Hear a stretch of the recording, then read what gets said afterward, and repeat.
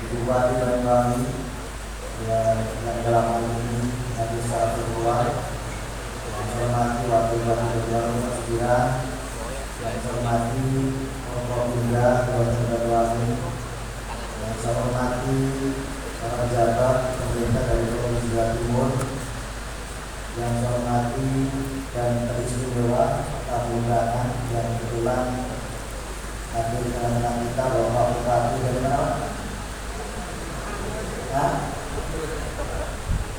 Dari NTT, kewenangan untuk beliau luar biasa.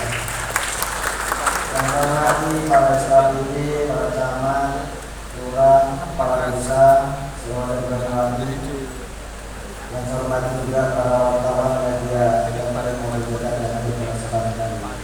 Mohon maaf saya tidak membawakan karena memang tidak disiapkan oleh semua. Alhamdulillah pada kesempatan yang baik ini kita semua hadir dalam rangka pada musyawarah terpakai. Dan tentu kita semua berharap bagaimana hari esok harus lebih baik daripada hari ini. Tentu dalam proses perencanaan yang hari ini kita laksanakan sebagaimana yang sudah dilakukan. Karena dalam siklus pengelolaan keuangan daerah, sebagaimana Undang-Undang Nomor 20 Tahun 2014 tentang keuangan daerah, ada 5 hal yang harus kita lakukan dan harus kita sebagai para pejabat yang punya amanah untuk bisa memainkan peran sebaik mungkin dalam rangka menyukseskan program-program pembangunan, baik program-program yang bersifat infrastruktur maupun SDM. Yang pertama adalah proses perencanaan dan penganggaran, kemudian proses pelaksanaan, penatausahaan, pertanggungjawaban, dan terakhir adalah pemeriksaan. Nah, tentu hari ini kita masuk pada tahap yang pertama, yaitu proses perencanaan dan penganggaran. Kalau saya mengacu pada Undang-Undang 25 Tahun 2004 tentang perencanaan pembangunan nasional, bahwa yang namanya perencanaan itu adalah suatu proses untuk menentukan tindakan masa depan yang tepat sesuai dengan potensi sumber daya yang dimiliki. Nah, tentu mengacu pada paparan dan sambutan sekarang dari Bupati tadi, ada beberapa hal yang patut kita apresiasi sebagai bentuk semangat untuk bisa membangun Banyuwangi menjadi lebih baik. Yang pertama adalah program jangan kemudian hanya sifatnya seremonial. Tadi sudah ditegaskan oleh pemerintah Provinsi Jawa Timur bahwa program itu harus betul-betul mengacu pada basis kebutuhan rakyat kita. Karena sesungguhnya kalau tidak mengacu pada kinerja utama, ya tentu apa yang menjadi harapan kita akan sia-sia dalam proses pengelolaan keuangan.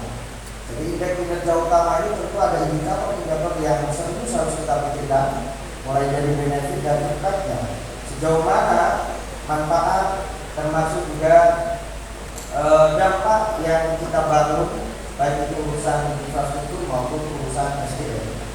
Yang kedua terkait dengan semangat Banyuwangi untuk zero kemiskinan ekstrim, kemudian stunting, kemudian perizinan, dan juga PGRI Banyuwangi yang ternyata kalau kita lihat PGRI Banyuwangi ini sumbangsi terbesar dari sektor pertanian tadi kita lihat.